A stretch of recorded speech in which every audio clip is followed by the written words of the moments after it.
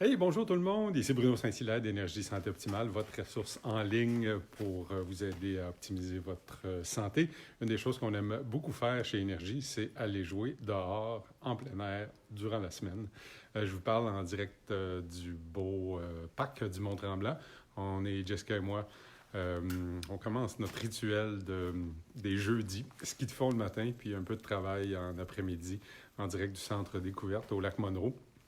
Et on poursuit sur repartir après le temps des fêtes. Conseil numéro 4, un plan d'action qui va vous amener à réaliser ce que vous voulez vraiment réaliser en 2020. Oui, effectivement, 2020. Donc, Jessica, hier, vous a parlé de l'importance d'avoir un pourquoi qui est très fort.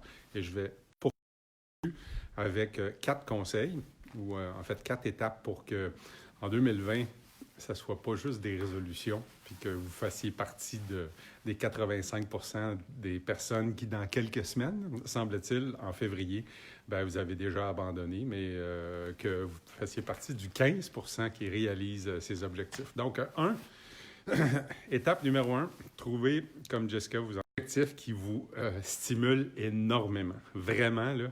Puis si c'est pas le cas, retravaillez là-dessus. Trouvez quelque chose qui vous motive énormément. L'idée de le réaliser là, vous met le sourire au visage, tout simplement.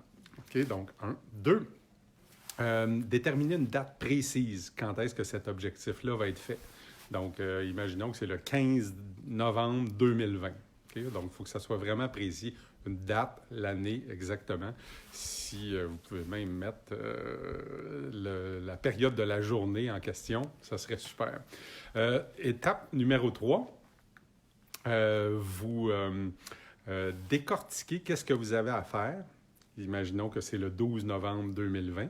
Qu'est-ce que vous avez à faire à chaque mois jusqu'à aujourd'hui pour que ça se réalise? Quel type d'activité, quel type de routine, quel type de nouvelles habitudes que vous devez intégrer à chaque mois? Puis, prenez le dernier mois. Donc, imaginons qu'on part, on est à la mi-janvier, puis vous vous rendez jusqu'à la mi-février. Qu'est-ce que vous devriez faire à chaque semaine et à chaque jour comme petite action? En anglais, il y a une expression qui dit que we eat an elephant one bite at a time. Donc, je vais la traduire librement. On avale un éléphant une bouchée à la fois. Puis c'est ça. Très souvent, quand on est en début d'année, on a peut-être des gros objectifs qui nous stimulent énormément. Et les mois avancent, les semaines avancent, les mois avancent. Puis là, on voit ça comme une montagne à franchir. Puis souvent, on va dire, écoute, je referai ça l'année prochaine.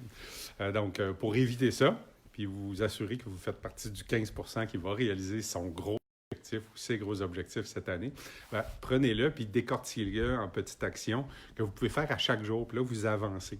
Dernière étape, trouvez quelqu'un entourage. Ça peut être un membre de votre famille, ça peut être un ami très proche, peut-être un collègue de travail que vous aimeriez vraiment, mais vraiment pas décevoir.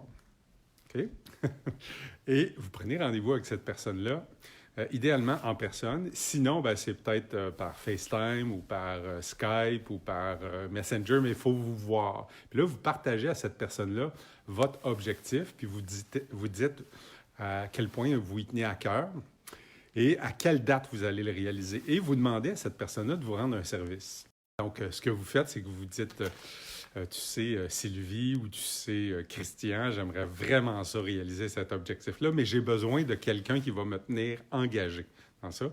Et je te demande à toi de m'aider là-dedans en faisant quelque chose de très simple. Tu peux me faire un petit coucou peut-être une fois par 2 semaines, juste voir comment ça va dans la réalisation de mes objectifs. Donc, on en a tous de besoin. On en a parlé plus tôt cette semaine de notre cerveau de singe, notre monkey brain qui cherche tout le temps les nouveautés, tout ça. Donc, peut-être que le jour où vous fixez votre objectif, votre monkey brain, votre cerveau de singe est très excité à l'idée de le réaliser.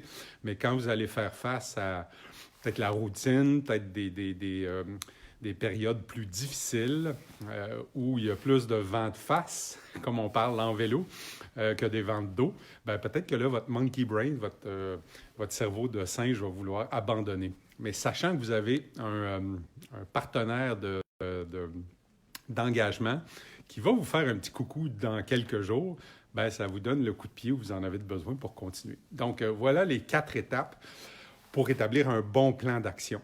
Alors voilà, si c'est quelque chose qui vous intéresse de faire, je vous l'encourage très fortement. Si vous pensez que quelqu'un dans votre réseau de contacts pourrait bénéficier de ça, bien, s'il vous plaît, partagez notre capsule d'aujourd'hui.